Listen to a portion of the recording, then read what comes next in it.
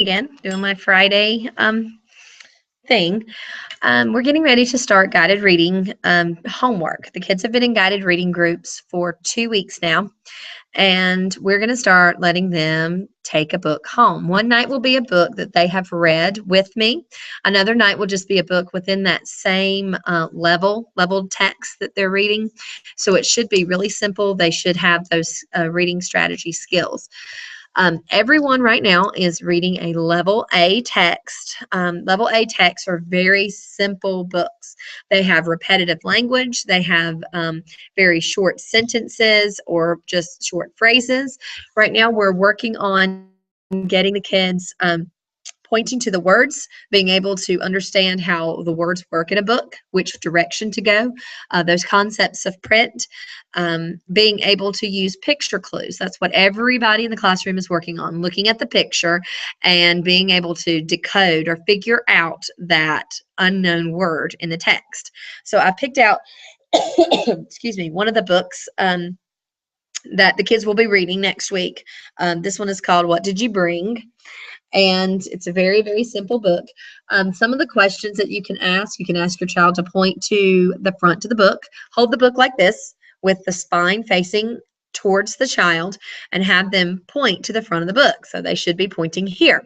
Then you may ask them to point to the title of the book, which they should be able to point right in here, is the title of the book.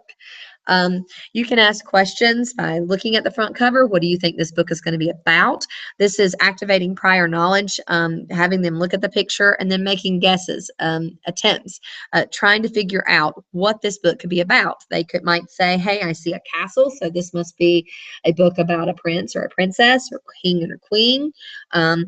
That looks like a treasure chest. Maybe this is a treasure story.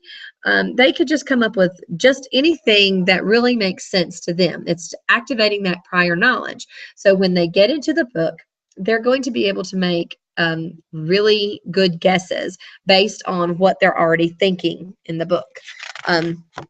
We've been working on, as a group, the title page. There are 3 pieces of information that you can find on the title page. There is the title, the author, and the author's job is to write the words, and the illustrator, and the illustrator's job is to draw the pictures. We all will become writers, authors, and illustrators during this school year. We really haven't done too much in writing as far as writer's workshop. We're learning about what words and letters are. We do what we call guided writing in the guided reading, and I will dictate a sentence to them and we will write it together. So I'm writing it at the same time as they are writing it in their guided reading notebook. We're talking about how we start the sentence with a capital letter, how we put spaces in between our words. They're very, very simple sentences. Excuse me. On this page, we're going to show them what the language is. So they should be able to notice that this is a question because there's a question mark. We draw attention to the features, the text features, and there's a question mark there. You know, that's going to be a question. So this is one of our question words. What? What did you bring? You should be one of the words that they can recognize because it's one of the sight words that most of the kids in the classroom have been working on as far as sight word work. Did is a word that they can sound out with a d, I, d, did. What did you bring? Then they'll look on the next page. The rest of the book is going to follow just a very simple pattern. It's going to say A and whatever the item is. So they're going to put their finger. It's very important that they are pointing to the words as they're reading. This helps me to know if they really are reading, looking at the words, thinking about the story. A, I just don't know what that is. So they should be checking the picture. Well, I see a cat, but that word can't be cat because it starts with a Y, and that Y says yeah. So, oh, it's a yellow cat. Let me try that. A yellow cat. Good. And then they're going to turn the page again. And they're going to notice that this whole book is full of color words. Color words are something we've worked on in the classroom as well. So they're pointing. A blue hat. And it goes on and on and on. After they read through the entire story, and I'll just, because there's only a couple pages, a green house, a pink mouse, and a red ring. For the king. So you want them to read it again, read it through twice, and then you're going to ask them questions to see if they really were thinking about the story. So tell me about some of the things that were inside of the treasure box.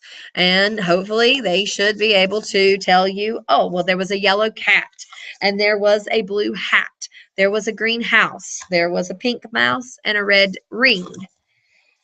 And they should be able to do that without looking back at the text. We're really wanting them to focus and think about the story while it's happening. When we do our assessments again in January, they're going to be doing something called retell, and we're going to ask them questions about the story that they will have read twice, and they're going to have to answer it without referring back to the text. That oral part is without referring to the text, and then when they get in the higher levels, and F's, I think is where it starts, they start having to write, and then they can refer back to the text at the writing portion. So basically that's it. As they move through the different levels, I think around level C, everybody's on a level A now, which is very simple. B gets a little bit more with wordy. The sentences are longer. There's multiple lines of text. And there gets to be just a little bit more of a story plot. It's really hard to have a plot to the story when it's a very simple text like these level A's. And I apologize for coughing. I've got a cold. The C level books, they really become more of a story where there's like a beginning, a middle, and an end. And that's when you will start seeing their guided reading notebooks come home. And let me get one of those for you.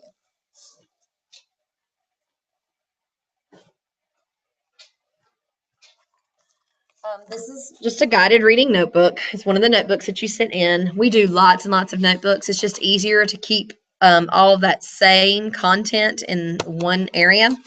So they're writing in all their notebooks like a hamburger. We say a hot dog is like this, a hamburger is like this, and we all write like a hamburger. It's going sideways. These are the sentences that we have dictated together. We as a group, this group happened to do, we look at the cat. So we're practicing getting those spaces in between the words. You know, right now I'm not all that concerned about having uppercase smack dab in the middle of a sentence. That's something that we'll work on as they get more familiar. I don't want to come down on them and say, oh, no, that's not right, because I'm really happy that they're attempting and able to do this with me. So right now, let those capital letters be in the middle. We'll fix it as we go through guided reading. You'll have a page that'll come home, and it'll be blank, and then I'll have a question stuck up here. We'll glue it in, and it'll be about the book, and that they'll have to give a written response to. So if this was a higher level text, I may have asked, who got all the stuff in the treasure box? So their goal is to look through the book and say, hey, it was the king. The king got all of the stuff from the treasure box. And then they would have to dictate a sentence. And this is where you would come in and help them. You would make a plan. We always make a plan before we write. The king got the stuff. That will be fine. The king got the stuff. So then the first word, they would write the. That's a word we know. So that's easy peasy to write. The king. Wonder where I could find the word king. Hopefully, they'll be able to refer back to the text and say, hey, that word king was in the book. I can find it. I can just copy it. So now they've got the king got. Got's not a word I know, but let me stretch it. I think it's a word I can stretch. This is how we stretch our words. We stretch them across our fingers. Excuse me. We're going to say it slow and write what we hear. So, g, ah, t, I hear 3 sounds. So I need to have 3 sounds written on my paper. So they'll say G and then write a G. Then G. Ah is the next sound I hear. So ah, O says ah. I'll write an O. G, ah, t. T, I hear a T at the end. Then good readers and writers always go back and check. So they're going to take their finger under what they've written and say G, ought, got. Okay, so every time you add a word, we go back and read to make sure that you're adding the right word to your sentence. That's why we've made that plan. We want them to stick to it so that their sentence does make sense. The king got the. Oh, well, the, I've already spelled that. That's easy. I can write the word the again. The king got the stuff. Oh, stuff's the word I don't know. So let's stretch it across my fingers again. Okay. Now, it's okay if they don't put the double F. Basically, what they're doing here at this level is to write the sounds they hear. So they're going to hear that S, T, st, S, T, U, st, f, S, T, U, F. They don't know about those double F's yet. That's not developmentally where they are right now. So that S-T-U-F is fine. That's what they hear. What you hear it, that's what you write. That's what you hear, that's what you write. So I'm not pushing for them to have everything spelled completely correct. It's all about what they hear and taking that knowledge that they've gained from those letters and sounds and putting it into that grapheme or that written form. Okay, so that's basically what you'll do. You'll just answer the question and then put everything back. They'll have a little reading bag. I can show you that. Everyone's got one. Put their name on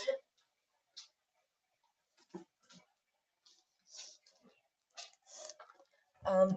This one just happens to be Anissa's reading bag. So there's her bag. And inside you will find, we'll put the book in. The book will go in. The notebook will go in. And they won't be able to zip it, but it's just a way to keep everything together. And then also inside is another reading log. The reading log that's kept in their homework folders is what Dr. Worrell, our new superintendent, she wants a way to hold the children accountable to make sure that they're reading every night. It's so important for the children to understand that reading is just, it's enjoyable, and it's also very, very important. So that log is completely different than this reading log. This is a way we keep up with all the guided reading books that go home. So this log will have the text that the children are bringing home. In this case, they will write down the title, what did you bring? So the kids will actually write this themselves because we've worked on where the title of the book is. Now we're going to write it, what did you bring? And they're going to put the date. And we've been working on writing the number date with like the 9/26/14. That's another thing we've been working on. So they'll have the date.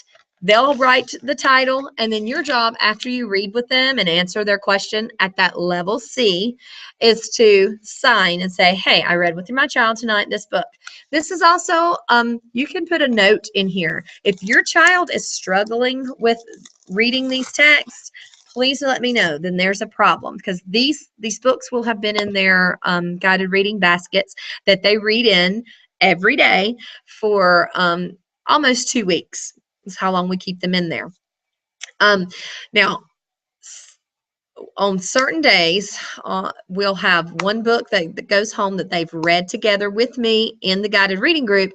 The next day, they'll bring home a book that they haven't, but it's either going to be on that same level that they're reading on or a level lower. So let me show you those. These are take-home books.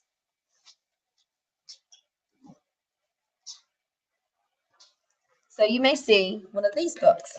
And they're just simple little texts, and it's using that same concept. This one, we have I don't know what that word, but look, that's a saw. So that word must be saw. And so they're going through, pointing, doing the same thing. We have a hammer.